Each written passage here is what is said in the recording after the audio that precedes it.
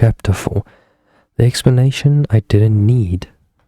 I don't remember much about that night, or maybe I just don't want to remember. The only thing I can say for sure is that there was something I found out by myself that day. Something I probably shouldn't have found out.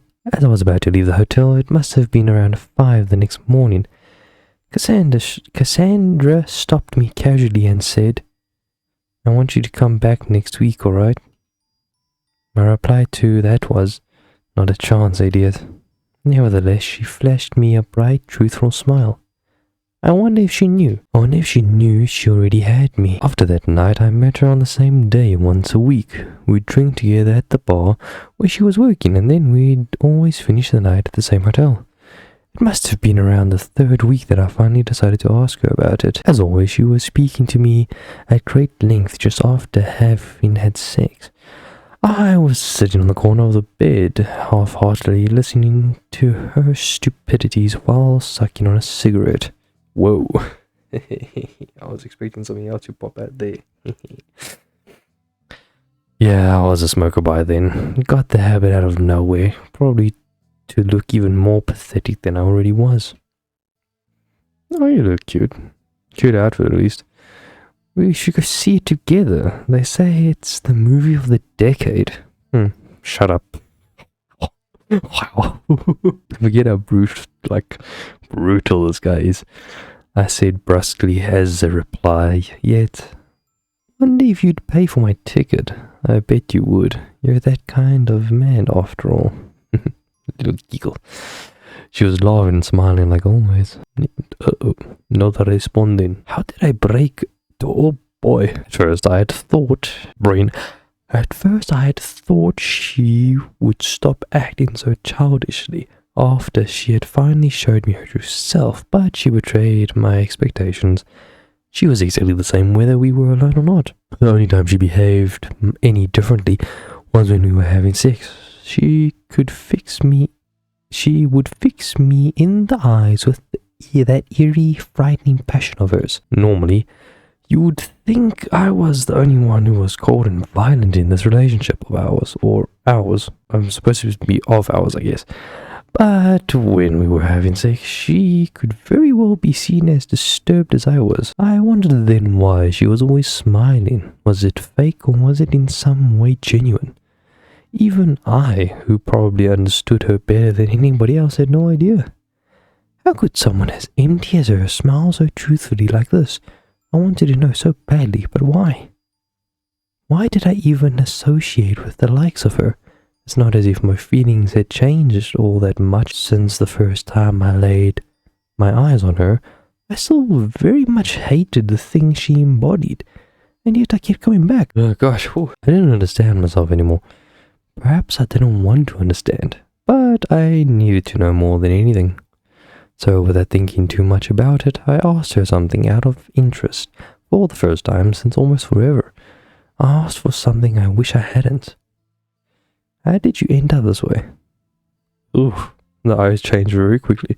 She was surprised. Obviously, I had cut her off while she was in the middle of talking, but her surprise didn't come from that fact. She looked at me and smiled silently for a time, but not with that smile. It was a smile as if she had won something. A smile as if there was hope somewhere, somehow. I think she was just genuinely happy, or maybe there was something in that smile that I didn't understand back then. All I knew was that she had been waiting for that question. She told me her tale, some stereotypical bullshit I didn't want to hear. Her father had had a lot of money when she was younger. He was some kind of successful businessman or investor or whatever. I didn't listen all that well, to be honest. But he had enough money to get by. Sure, get by. That was the term she used, whatever that meant. And in 5th grade, out of nowhere, Cassandra started showing a lot of interest in her studies. So much so that she was at the top of her class every year that followed. Because he noticed her growing up to become such an outstanding woman, her father decided to invest in her by paying for her later education. Some kind of prestigious university or something like that. I didn't even know you could pay for such a thing so early in the game. Anyway, now for the plot twist. Her father pretty much lost everything by trying to invest in some real estate bullshit. Wrong time, wrong place. That's what they always say. Anyway, so sure enough, now that she was as poor as she, he started thinking about the investment he had made in his daughter. The problem was, an investment like that takes a really long time to pay off.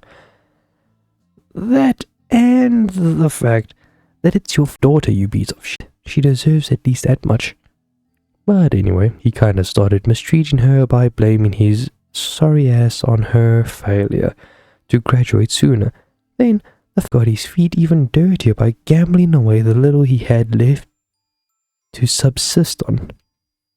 Wow, dickhead. In the end, drumroll, you won't hear this. He didn't hear anything. She was forced to quit school and to start working. At least the good man to whom her father owed money was kind enough to offer her a high-paying job she literally couldn't refuse.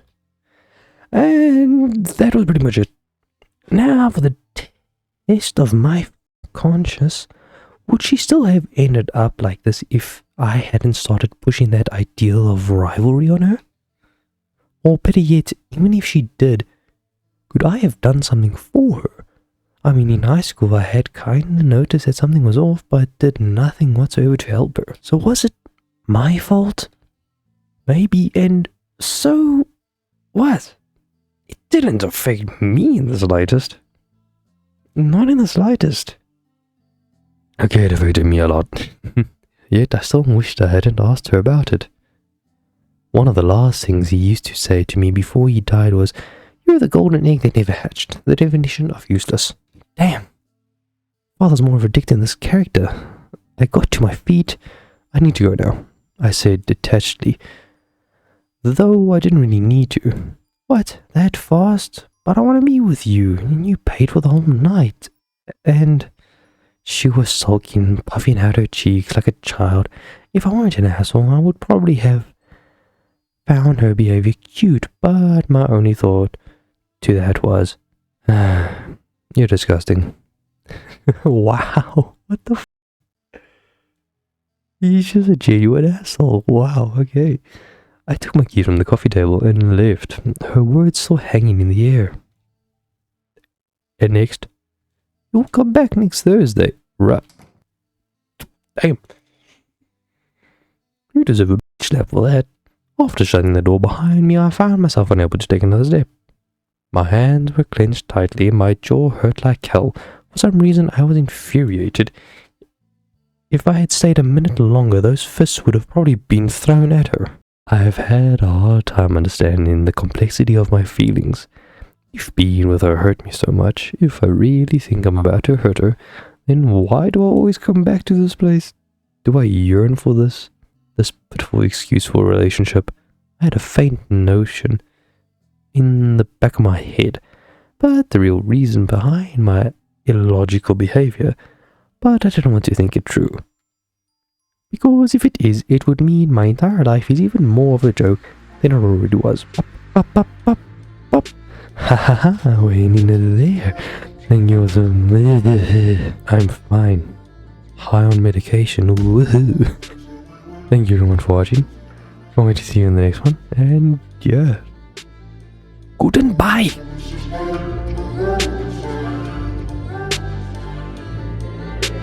Failure ain't an option.